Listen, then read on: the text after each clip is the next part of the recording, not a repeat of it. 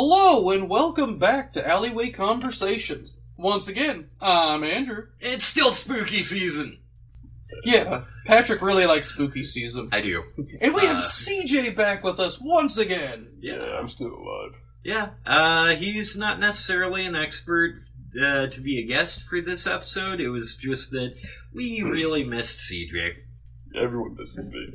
Yeah. The internet certainly does, so. Right. Not only that, but, you got lonely in the basement. We had to take Levi away.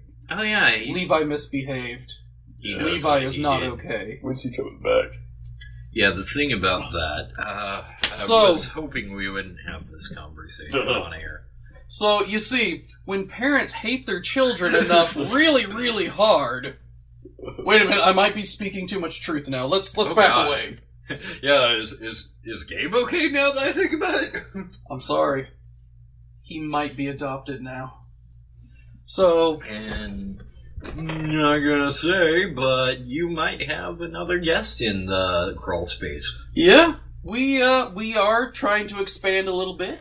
Yeah. We hope to have a guest next week, like we were supposed to last year on the last episode. We were... yeah, I had a friend who was really, really big on, like, trauma movies and stuff like that, but we had scheduling conflicts, things kept coming up, and by the end of it, it was just like, well, at this rate, we won't have this episode done until, like, December, so... Which is a little late for spooky season. Yeah, it's no longer spooky season. We couldn't do that. That and plus, if you remember from the last year's episode, the very finale, we were dying. We were very, very sick. Yeah. Go listen to it. You'll know right away. We're usually upbeat and full of energy. Yeah. And in that one, we were... Yeah, I actually remember there was one point where it's like, is there anything else you want to talk about? And I'm like, yeah...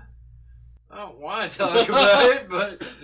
I can't, but fuck it. Just kill me. Yeah, we're on the air. I have to be entertaining. Yeah. So, I mean, I still had fun, what I can remember of the episode. I'm sorry, I was hopped up on fever and NyQuil. Yeah, fever alone is pretty bad, but like NyQuil, that shit fucks you up. Oh man, I think we were like two-fisting these NyQuil. I need two bottles at once. Just doing like the tower, like Stone Cold Steve Austin, but with NyQuil instead of beer. Oh man. So we're hoping to avoid that particular caveat this year. So far I think we're doing a great job there. We've already gotten sick and we've already recovered, so... That's right. A couple of weeks ago we ended up getting COVID, and that was not fun. Patrick still has trouble with taste. Yeah, but that's something... And if there's any of our audience that smokes, you know exactly what I mean. Anytime you end up with any kind of nasal stuff or anything that affects taste or smell, you're stuck with that for a good couple of weeks.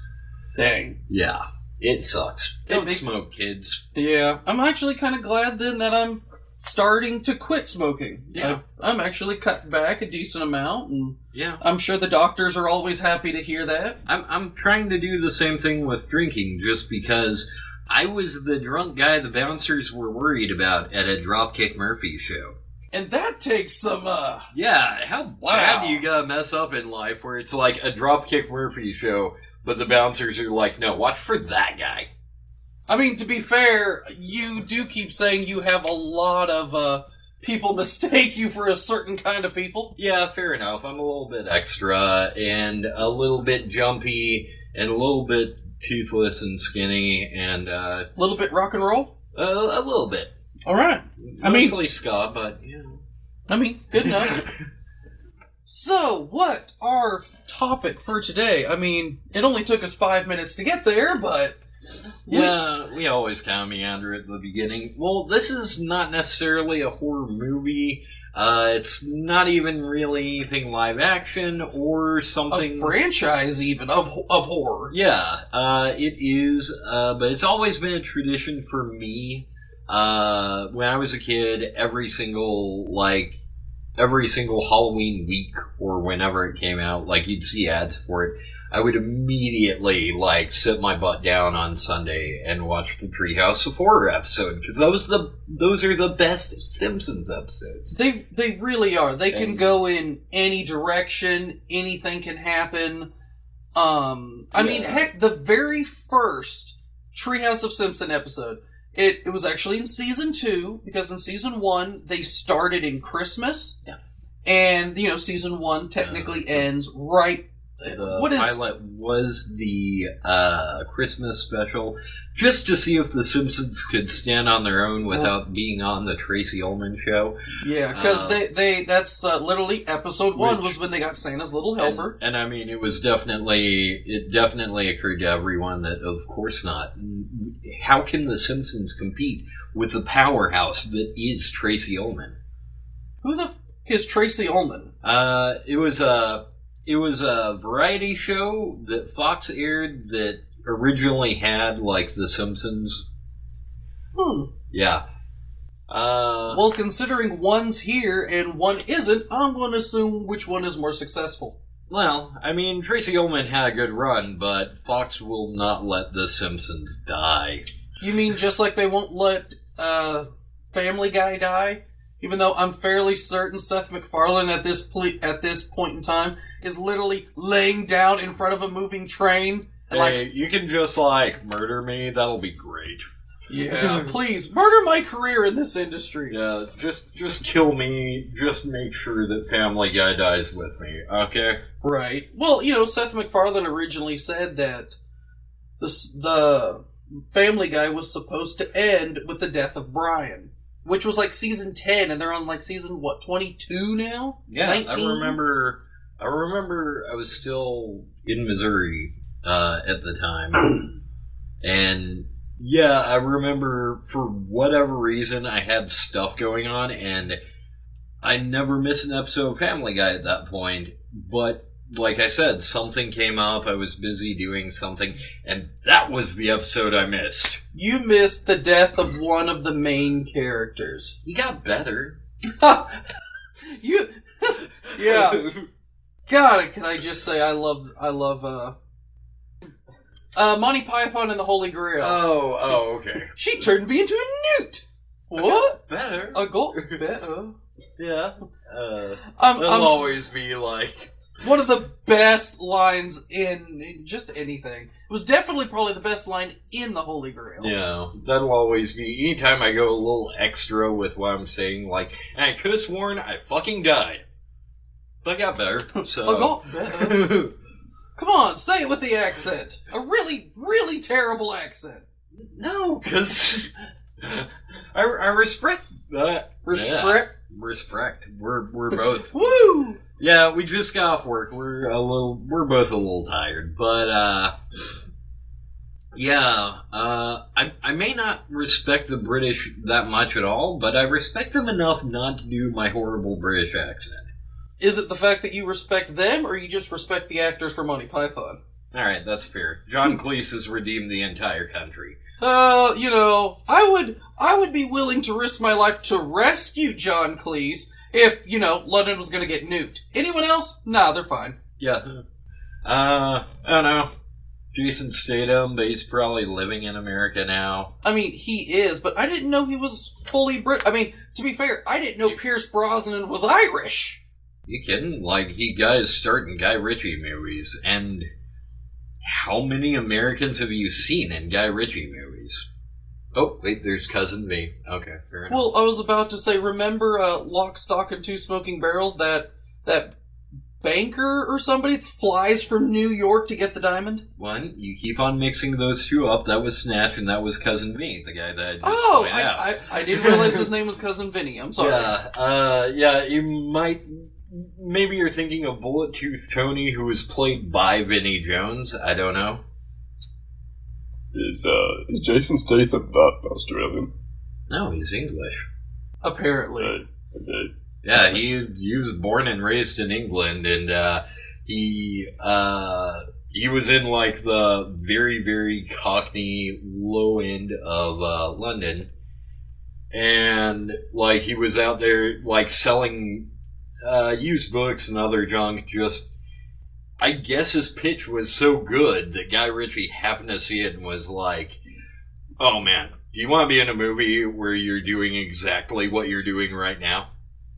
And that's how Lock, Stock, and Two Smoking Barrels became a thing. Yeah, I have no idea what anything you said, but Well, you're not as big of a movie junkie as we are. I thought he was Australian this whole time. No, I mean, in all honesty, I didn't think he was British. Again, not because he doesn't sound British, but because Pierce Brosnan for years threw me off with all of with all of his 007 movies, because he has an amazing British. Yeah, he sounds like he should be from Britain. Now, I'm sure somebody from England, if they listen to this, is like, what the fuck is this twat talking about? He obviously doesn't sound like that. And again, really terrible English accent. I'm sorry, whoever you bucktooth hick is. Being Americans, it's par for the course for us to be kind of stupid when it comes to that sort of thing. Right. I mean, I would swear we don't have an accent at all. We have accents. Oh, I know we do. Like, if I start getting angry or talking fast, I definitely start to get a southern one, but like, right this very second, I feel like I'm not speaking with an accent. But then again, how many people do that because they're so used to the accent of the region they're in that they just don't hear it? A little bit. Like, I can feel your tongue want to like wrap around the R a little bit, but... Oh, yeah. Okay. But other than that, no, you sound really good. Meanwhile, I'm surprised that guy that hated Russians didn't recognize you, even with the howdy, apple pie, darn Ruskies. I am friendly American man. I like wearing shorts. Huh? I like wearing shorts. I love eating apple pie. That's right. Now, what did you want to tell me, Mr. Russian racist? Popcorn? Let me pour it into a red Solo cup. Oh, no. I'm wearing shorts underneath my shorts. Shorts. Yes. Daisy Dukes under his board shorts. Ah, sweet. All right, CJ, you know what this means. Bend over. Yay. While he's wearing Oakley's, so he is all of the general and don't forget the bowl cap that is an American flag. Yeah, man. Oh, and you need to wear slippers that are obviously, like bald eagle heads. Yeah. Oh, yeah. I actually would want those. Oh, yeah, those sound awesome. Yeah. We're way too American. Americans are stupid. Actually, I want that. Yeah. Oh, I can't believe we're this retarded. Oh, man. Now I'm going to be a stereotype. Yeah. It's unfortunate. So, back to The Simpsons, because we went off on a tangent there. Yeah. We were talking about The Simpsons and then got distracted. Welcome to the podcast. This happens all the goddamn time. That's right. It's almost like we have no attention. Squirrel! Yeah. Something about Australians. Shut up, CJ. We don't need any help from you. I can be stupid all on my own without your help. Thank you, sir. It actually is kind of cool that we can, because we really haven't talked about The Simpsons much. We sat down last week, brought CJ over, and we watched the first 10 Treehouse of Horror episodes. So, and as I said earlier, Treehouse of Horror actually starts in Season 2. So seasons 2 through 11 is what we're going to talk about. Or at least I would say that, except something interesting I learned. The very first 10 seasons, every single episode has 3 parts. Every single part has been directed by a different director. So we say 10 episodes, but really we're trying to talk about at minimum 30 segments, and that's if you don't count the couch gag part, which in Treehouse of Horror is basically its own segment on its own. Yeah.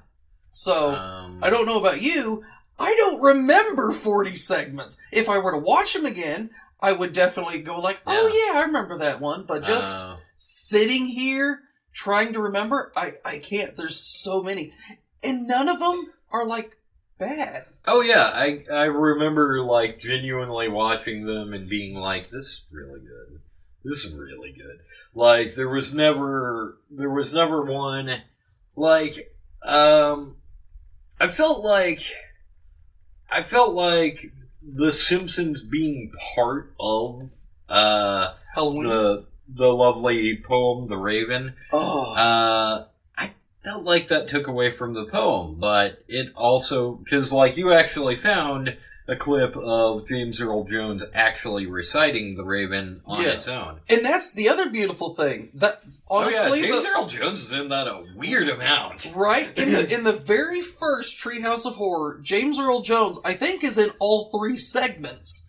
He was the moving guy in the first segment, where they're basically in the poltergeist mixed with Amityville Horror. Which is honestly impressive just because he legit found a way to sound like a guy that sounds like James Earl Jones. He is amazing. Like, you were like, that's James Earl Jones. I'm like, no, really not. And then I looked it up on IMDb, oh shit, that's James Earl Jones. Just playing a guy. Again, he just kind of sounds like a guy that sounds a little bit like James Earl Jones. Well, so the final segment of the first episode is personally my favorite and probably the most memorable of all. Not just the first 10 seasons, but all the Treehouse of Horrors I remember. There's been a lot of good ones. Oh, yeah. That is the one I've never forgotten. I've never been, oh yeah, I didn't realize this was in here. That's never happened with The Raven. So, yeah, The Raven, I've listened... It's certainly memorable, and it's... done by James Earl Jones.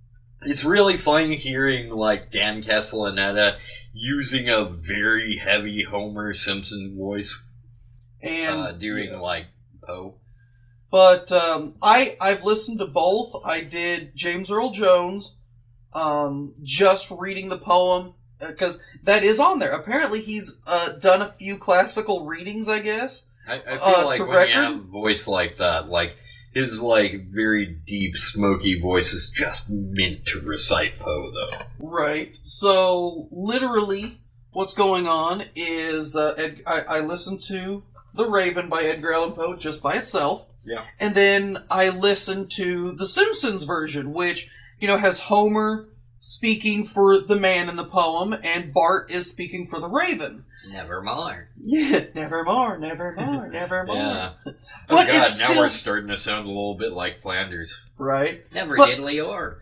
Diddly oodly. Yeah. So, all the people that are actually in The Raven are voiced by their actors in The Simpsons, and it definitely gives it its own Simpson flair.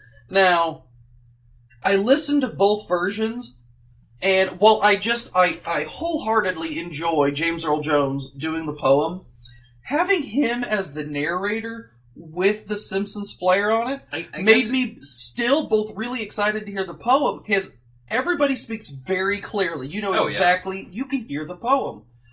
But it still brings that, oh my god, that's Homer. He's an idiot. How can he speak this? Yeah, that's what I'm saying, just Dan Castellaneta giving it his Homerist. It kind of sounds like he's having trouble, but I think the idea is more that Homer's having trouble. Because Dan Castellaneta is actually a really smart guy. Yeah.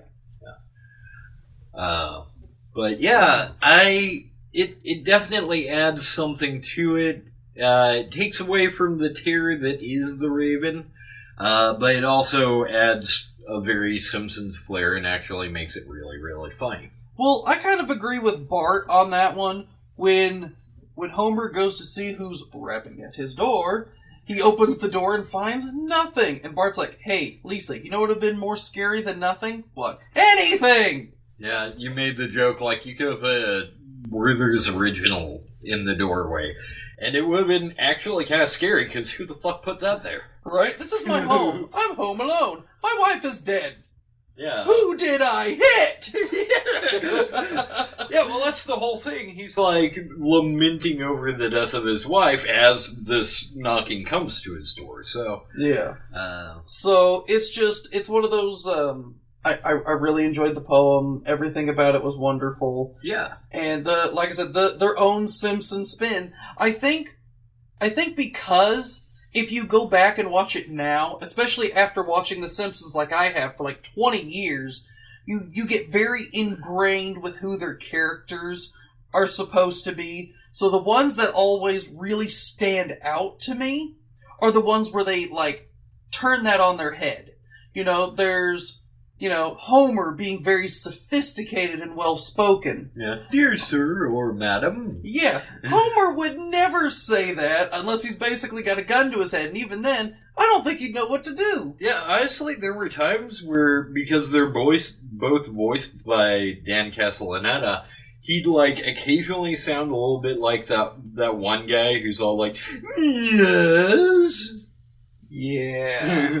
Well, the thing, the ones that really stand out in my head are when they turn the Simpsons on their head. Like, I think it was like season 3 or 4, Homer gets put in the 3D world. Oh yeah, that was. I actually remember watching that as a kid, and I really thought that was graphically impressive. Mm-hmm. It looks like The Simpsons Hit and Run for the PS2. Actually, I think Hit and Run looks better. Maybe a little bit, but... But again, this is in like 1993 or 94.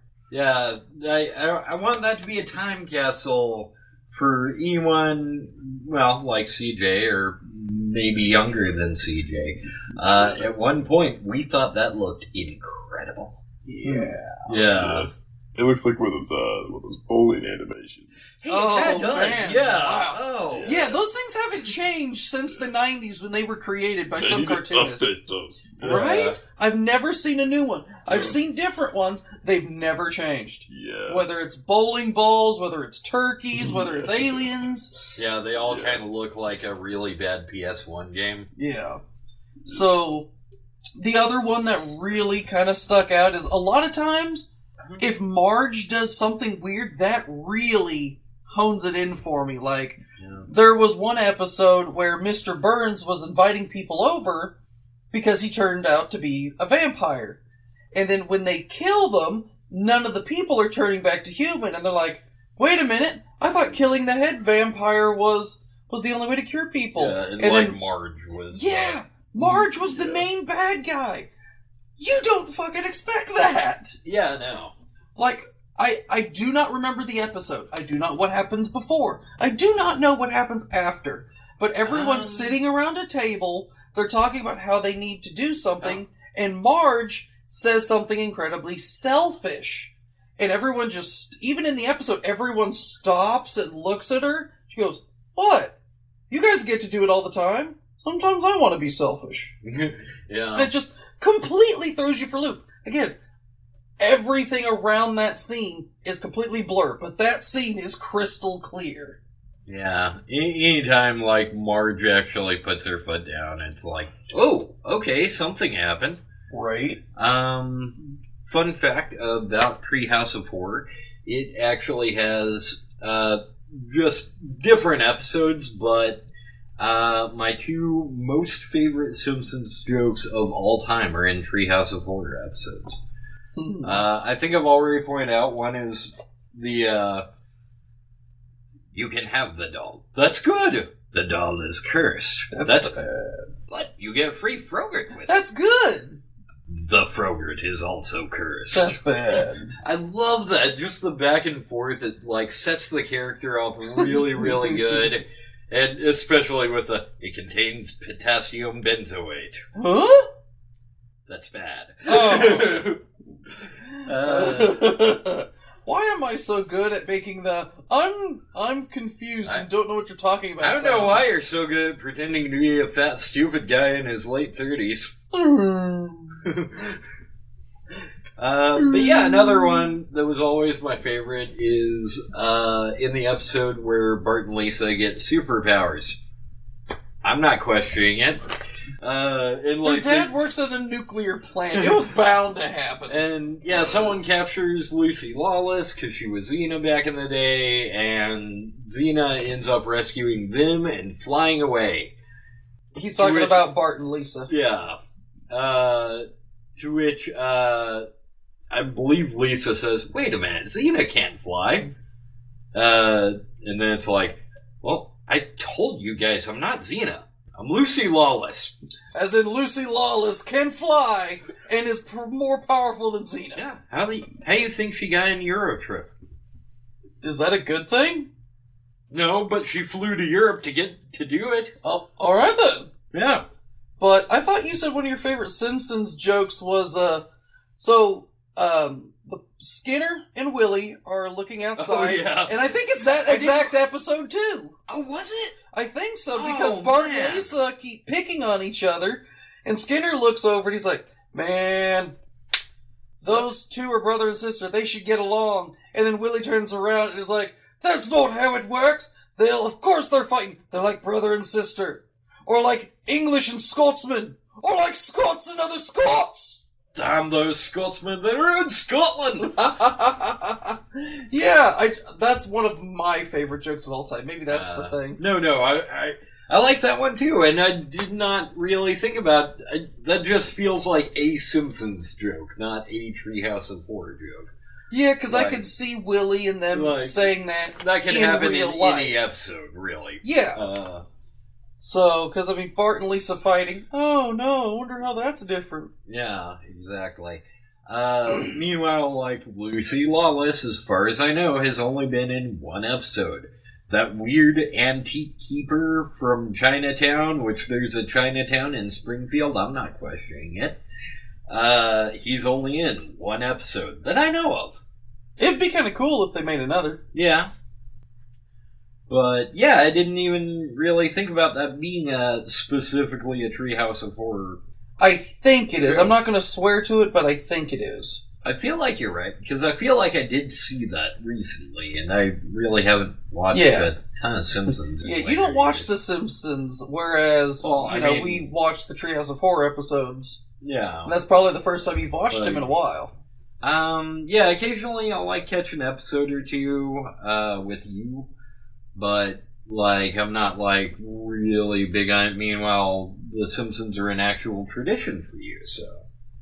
I mean, yeah, I'm going to be keeping my eyes out on Hulu for some new Simpson episodes because it's getting so close to Halloween. Yeah, I'm excited about that just because... Right. Again, Treehouse of Horror, it's the best Simpsons episode.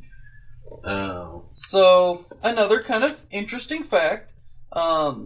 the couch bit for every Treehouse of Horror has been completely different and unique, except the first 3, I believe. I think Because I think season 4 they did something different, but for the first 3 seasons, they would go through a cemetery and highlight tombstones and then pull into the Simpsons house. But they were always different tombstones. They were different, but, there were different names and stuff on them, but considering some of the things we've seen for The Simpsons, I mean, think of how some of their intro couch gags have been extremely elaborate. Some of them have been. They made a full-on Kesha song in one of them, which actually did make me laugh.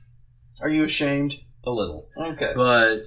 I secretly have a crush for Kesha songs. Don't tell anyone. We all do. Just nobody wants to talk about it. It's kind of like, don't ever ask... If a Mohawk likes Green Day. They do, but they'll never admit it.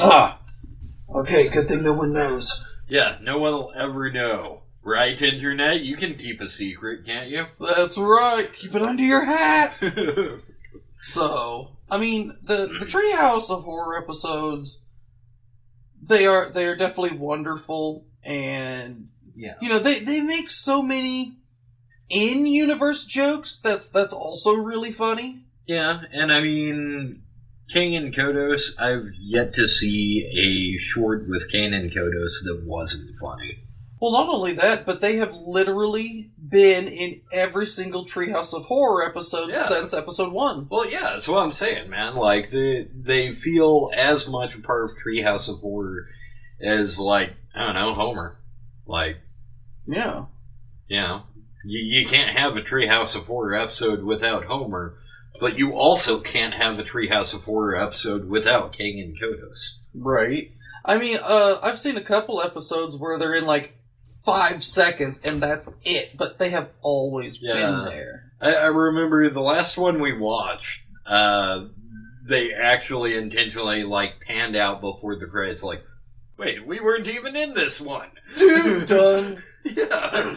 It's like some animator at the 11th hour went, "Oh crap! I forgot to add the green people. Quick. What can you give me in 45 minutes? Old Navy. Yeah, fuck it, good enough." Which I kind of want to see them modeling an Old Navy. They'd be perfect for it. But Are we talking about the Levi jeans or like the wooden sailing ships and their sailors? like the Levi jeans? Remember Old Navy blue jeans? They do have blue jeans, yes, but Well, that's what I know them for. Because I swear, every commercial I've ever seen for Old Navy is like 3 shirtless guys. Like, okay, so you have pants. Are you saying you have no other clothes? they're the only clothes you need with abs like this. And then Peter Griffin was just one random fat guy in one of those I feel episodes. like It it wasn't might be- Old Navy, but I feel like you might be getting Old Navy and Abercrombie mixed up, but possibly. But either way, they all pay for beautiful people to stand there. all Abercrombie models, like Old Navy kind of feels more like a family-oriented bucket of trash. Whereas, like, Abercrombie, like, every Abercrombie model is just a ripped white dude. And we make so much, and we can afford to pay them so much money because we're making our clothes out of a sweatshop in Indonesia for like 8 cents a pair, and we're going to sell them to you for 75 and keep the profit. Yeah, capitalism has its down points. Yeah. But so does everywhere in the world. Nowhere's perfect. Especially not Indonesia. Oof. Yeah. How about Kathmandu? I don't even know where the fuck to look for it. It's so insignificant. It still matters.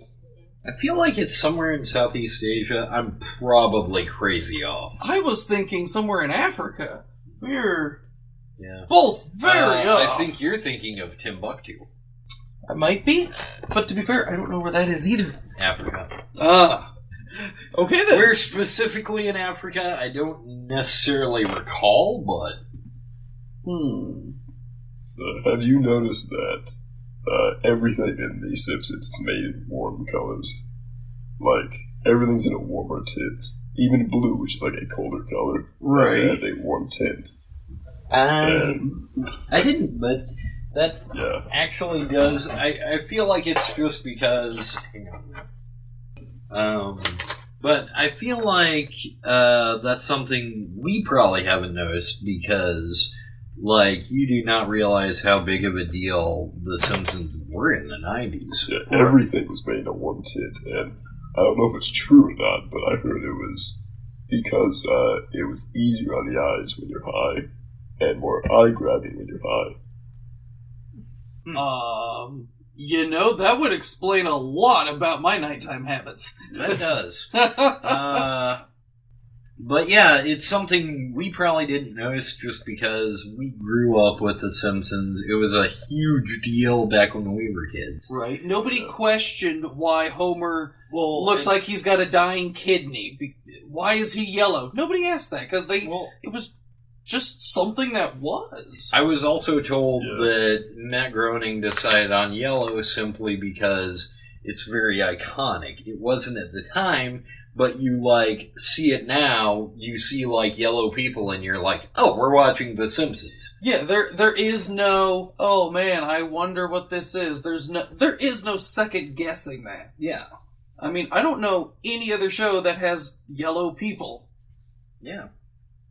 Except for other shows that parody it. Yeah, but at the same time, even that's, like, meant to be like, oh, this is totally The Simpsons, you know what I mean? Yeah.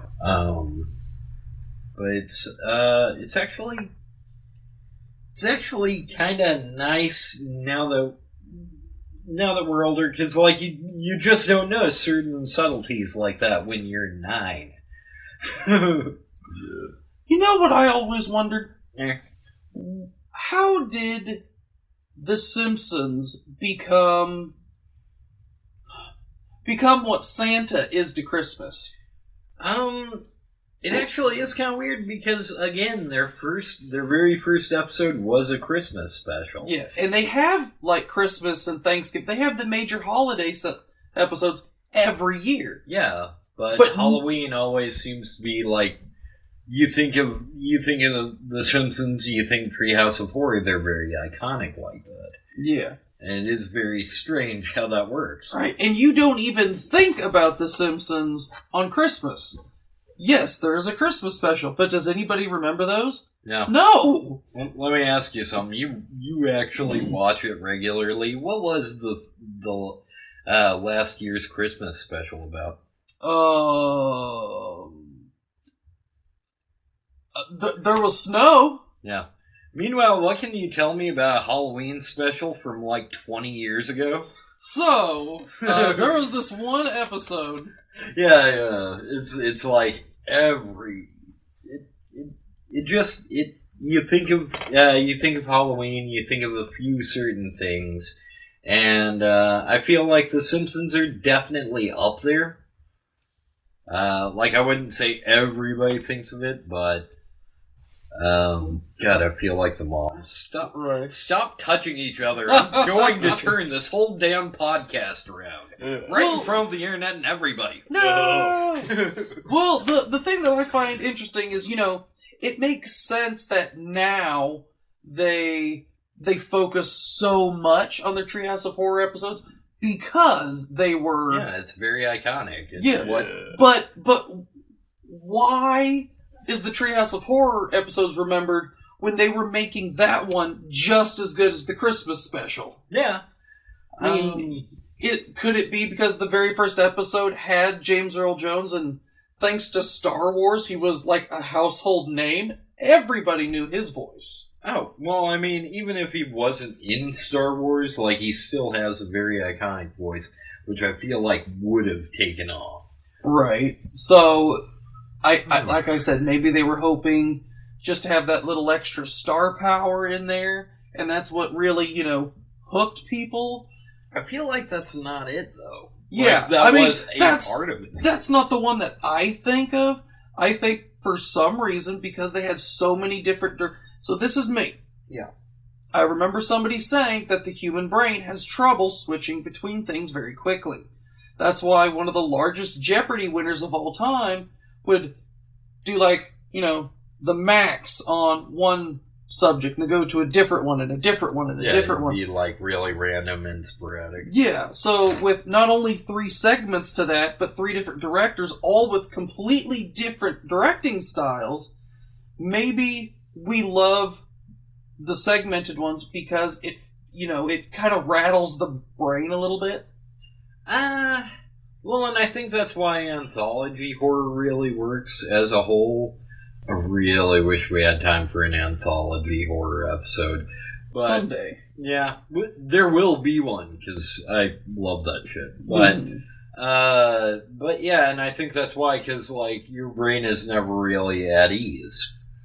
Because the premise changes, and the directors change. ABCs of Death were all 5 minutes long, and they were done by completely different people. So every 5 minutes, you're getting a totally new saying, a totally new director, and it's just whoa, right? And like you said, your brain can't get comfortable because literally every setting you have 5 minutes to condense what would be like a 45 to an hour long story. So you can't beat around the bush. You can't ease people into a decision or a reason why something's happening. You've got, your 15... they're vampires, they're chasing us. Yeah. We don't know why. Yep, that's it. And now you're like, wait, really? And then a new piece of information. Wait, but I'm still trying to process the first thing. And then again and again and again. I know a series that will describe that pretty well. Have you ever seen anything called Love, Death, and Robots? Yes! I've heard of it. I've never seen an episode. I've heard of it. I've actually watched a lot of segments from TikTok. They were... Yeah. I love so many of them. Every episode. Different every time. Yeah, everything. I've never heard a bad thing about it. I just never got around to watching it. So I think it's on Hulu. We might have to check it out. Ooh, yeah. The second episode, I believe, that was my favorite. Remind me what was in the second episode? It was about the 3 robots. I think that's what it was called. Oh, yeah. Because the little red one is so fascinated by people like, wow, they were truly moronic. Yeah, he used to be a baby monitor. It honestly sounds kind of fun. Like, if we get around to watching it and, like, actually really like it, there might be a Love, Death, and Robots episode. Oh, yeah. Every episode's great. One episode would be the world's best quality ever, and the other one would be very poorly hand-drawn. So... Well, the one that I watched, because it reminded me of something else, the episode where it's a bunch of farmers. They're like, oh, that sounds nice. And then, hey, we're about to get an infestation of some bugs. And I'm like, oh, that's bad. And then... That's good. Yeah. And then they get into their giant mech suits. That's good. And then the bugs are like the insects from Starship Troopers. Ooh, that's bad. But the energy force field is still up. That's good. Oh! But the bugs are crawling through it. That's bad. Yeah. So, and it was just a really cool story. I just watched them all in a row, and I'm like... Because it reminded me a lot of... Sparkle figure. Yeah. Captain Sparkle figures. No, it reminds me of StarCraft. Oh. Yeah, because the human players have mechanoid gunship units, and the Zerg look a lot like those aliens. Okay, that makes sense. So it looked like a really well animated StarCraft episode. Guys, if you know any people in animated production, please make this a thing. I want a StarCraft anime. I'm sorry. I mean, I wouldn't say no to it. I'd probably watch it. At least, like, try it out, see how I like it. I don't know. I'm happy with StarCraft being a game. I'd like to see it evolve into another media just because I think it could do it really well. But speaking of anime, do you remember, I think it was about 3 years ago, the Treehouse of Horror episode where everyone was drawn in an anime style of Death Note? Oh yeah! That is what I remember because, again, they completely changed everything about the visuals for The Simpsons. It stuck around. Yeah, it was, I feel like it was more making a parody of anime in general rather than Death Note specifically. I'm a big fan of Death Note. Well, they literally had a Death Notebook. Yeah, well, that's like the anime Death Note. Right. Well, but that's the thing. They copied not only the story, but they also copied the art style. Yeah, I know what you mean. Yeah. It is weird considering the fact I am a really big fan of Death Note. That, like, we sat, you do not understand. We came home around like 6 a.m. We did not stop watching until like 3 or so.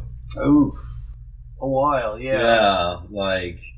Yeah, we put more hours into watching these Treehouse of Horror films than we did like an actual full-time job. And we loved it. We had a lot of fun. But yeah, all I'm saying is when you watch everything like that all in a row, some things tend to get forgotten. So it's very strange to me that I forgot about that, even though, like, yeah, that was a thing that happened, a thing that's relevant to my interests. Right. Were you also the one, or was it Kevin, that really liked A Clockwork Orange? It's my favorite film of all time. Kevin liked it. Okay. Yeah. Well, because I remember... Yeah, Bart dressed up as a droog. Yeah. Well, his dad, Mo, and then Carl and Lenny were as well. They were the older generation that were what did they call themselves? Ugos? I don't remember. Droogs. Droog. Droog. No. And he's like, this younger charm. Yeah. So he's like, the older generation doesn't respect us that's come before. Let's go beat them up and teach them a lesson. And they all get back in their old Droog outfit that's, they haven't worn in 20 years. Droog. Yeah, there you go. Shut up. But, that's another one. That one I actually did remember. I feel like someone I know had, like, a poster of, like, the Homer Simpson as Alex. And, like, the whole, like, A Clockwork Orange thing. Yeah. And I thought it was the coolest goddamn thing. It's not? Yeah. Like, it's kind of Hot Topics MO right now. We're going to combine two really, really cool things to make something not cool. Another one I find kind of interesting, the episode segment where the kids all start getting killed and eaten by the teachers of the school. Oh, yeah. And I always found it interesting because they're sitting there eating them, and Skinner tells them, "Oh yeah, you're eating Jimbo." And they pause for a second, and goes, he's doing better as a dish than he ever did as a student. Yeah. And I've heard some people like, "Oh, come on, they couldn't be that cruel." I'm like, have you seen what a government job like that does to your soul? Yeah, we went to public school, and I could see it happening. They're like, "What? We're eating a child? You know what? I don't have a soul anymore. This job took it all away from me." Yeah, welcome to... Yeah, I did road work for about 3 weeks, and yes, government work probably, it really does just eat at your soul constantly. So... That was just part of the road crew, man. I think it was that episode that Lisa and Bart fall into a giant, blender for people. Yeah. And I think that was the episode where Bart wakes up and he's like, "Oh, it was just a dream." And then, Marge comes in and goes, "That's right, it's just a dream." Well, except for that crazy gas that turns you inside out. That was, honestly, that never fails to get a laugh out of me. Like, every time they start doing the show tune and they're all inside out and shit. It makes me laugh. Every single time. There's some things that always make you laugh, even though you know it's coming. Oh, yeah. And then there are some things that you would swear could never get a laugh out of you, but surprise the hell out of you. Are you going to talk about superhero movies? Yes! I'm sorry. After Scary... No. After Scary Movie 2, the Scary Movies kind of turned to crap. And every subsequent movie they did after that until, I think, superhero movie. Well, and I feel like Scary Movie 2 only really worked out because, Yeah. No, Tim Curry. Yeah. Oh my god, I forgot he was in that. Come on, Tim Curry, man. How do you top Tim Curry? Yeah, like, we got Tim Curry in the movie. We can give up now, and they did. But they also made, like, 4 more movies. But then we get to the superhero movie. I believe it came out around, like, 2010, 2011. That sounds about right. I'm not going to look it up, because I do not want that on my Google search history. I have so much porn on my Google search history, but I don't want them to know that I'm looking up superhero movie. Right. Yeah. So, crap, I forgot where I was going with this. Yeah, you were probably talking about, so it's got, I think it probably helps that it had Leslie Nielsen. Oh god, he is hilarious. Who's like really good with that sort of lowbrow, but genuinely well-performed humor. If you don't believe us, I think his best movies he's ever done has to be the Naked Gun series. I'd say Airplane, but I like Airplane. Yeah, but I feel a lot of the jokes are very predictable in that movie. And Leslie Nielsen is the only one that actually comes out good. Whereas in the Naked Gun series, I don't know. I still like the talking drive scene. Yeah, but that's okay. It had its moments, but it wasn't your cup of tea. Cool. Well, it's not like I said. I feel like it was all very predictable. And he was the only one expected to be funny. It seemed like. Whereas in the Naked Gun series, everyone worked very well together. You know, it's one of those things of they built each other up, not just lifting one guy high. That's fair too, because I mean, there wasn't a single person who didn't get at least one laugh out of me. And let's face it, you laughed at a fart joke. Yeah, I was stalling, but yeah, there was a the scene itself was just kind of, oh, haha, farts, whatever. And, Drake Bell's actually really good with delivery.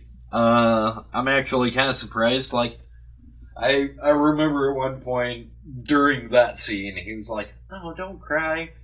I'm not crying, my eyes are watering. But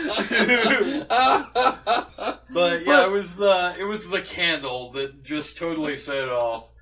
Turned her ass into a flame. Yeah, we didn't set up the premise for this. So we're having an MJ Peter Parker moment where they're sharing feelings and stuff. And it's a very sweet, it's a very tender moment. And all of their scenes are done very seriously. Yeah, and her and Aunt May, more or less, they're all stand-ins, but Aunt May is sleeping on the couch right behind them, just farting up a storm during this entire season.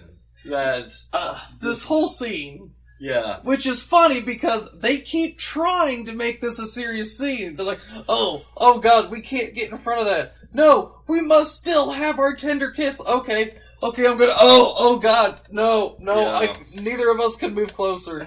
Where the female actress pulls out tampons and shoves them up her nose. Yeah, and throughout most of this, I'm just kind of okay, you know what? It's par for the course.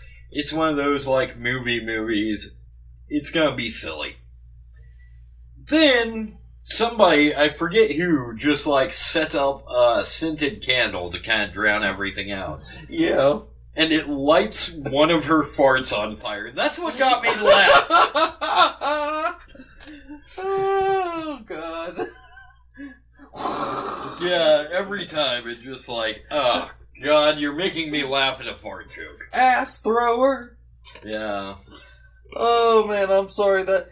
Out of all of the jokes in that movie that I love, I do like that scene, but never in a million years would I thought Pat would laugh at that scene. I have the mental maturity humor of an 8-year-old who just learned the word butthole.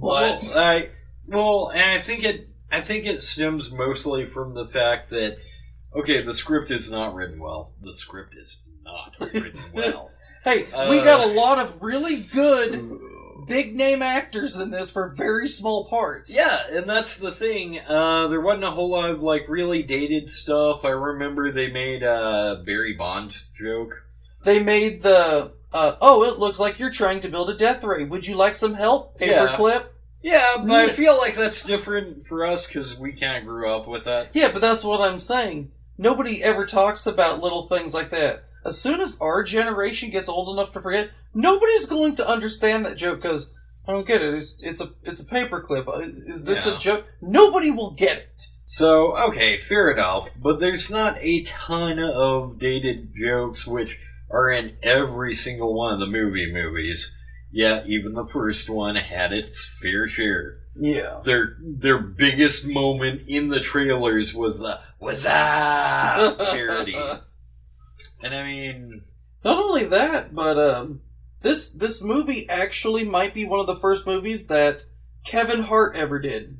You're probably right. I actually did notice that, in the first scene, it was holy crap, Kevin Hart's really young. Yeah. As in, he's playing a high school kid, and I actually believe it. Yeah. Nowadays, you tell me Kevin Hart got cast as a teenager, I'm just gonna make a short joke. But because Kevin Hart's short, he passes a freshman. But no, he actually does genuinely look like he's right in high school. Him and Drake Bell actually look about the same age. I don't know if they are, but I loved the cast in it. I definitely recognize a lot of the big name actors. The fact that Leslie Nielsen is his Uncle Ben, but doesn't die. Yeah, like, which was kind of cool because, like, the minute I saw he was Uncle Ben, basically Uncle Ben, I was just like, oh god, we're gonna lose Leslie Nielsen in the first 10 minutes of this film. Oh god, why? And now I'm gonna have to watch one of the movies without Leslie Nielsen in it.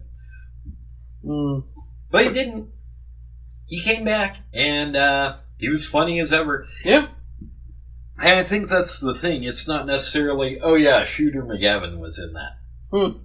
He is always really, really good at just playing off of someone's jokes.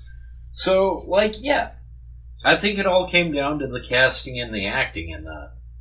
It was not the writing, it was not the production, it was not the production. But you had a lot of really good actors who knew how to make a bad joke good. Yeah. I'm constantly surprised because really Drake Bell's claim to fame is doing Drake and Josh, and he just makes bad jokes tolerable in that.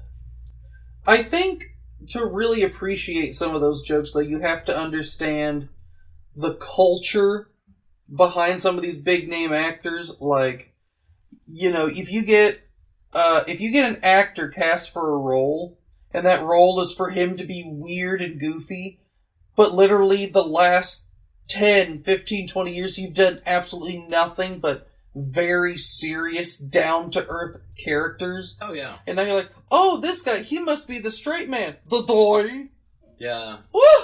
I actually remember, and that kind of does work in a lot of cases, like Malcolm McDowell, Morgan Freeman are really, really good actors who've had a lot of dramatic history. But, like, when they do comedic roles, they tend to, like, lean into the fact they're classically trained actors.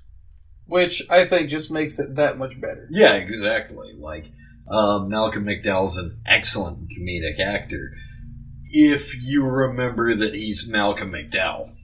Yes.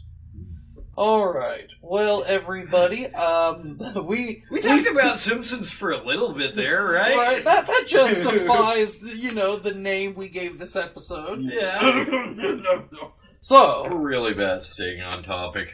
But I think, those of you who listen to us, I think that's why you like us. I hope so. Ooh, the internet likes us. Internet Andrew sitting in a tree. Linki. No. Well, you tried. There. Yeah, that was a failed joke. But... Alright. Well, everyone, I hope you enjoyed this weird ramble we went on for an hour. So, once again, this is Alleyway Conversation, and I hope to see you again next time. Spooky season. Ooh.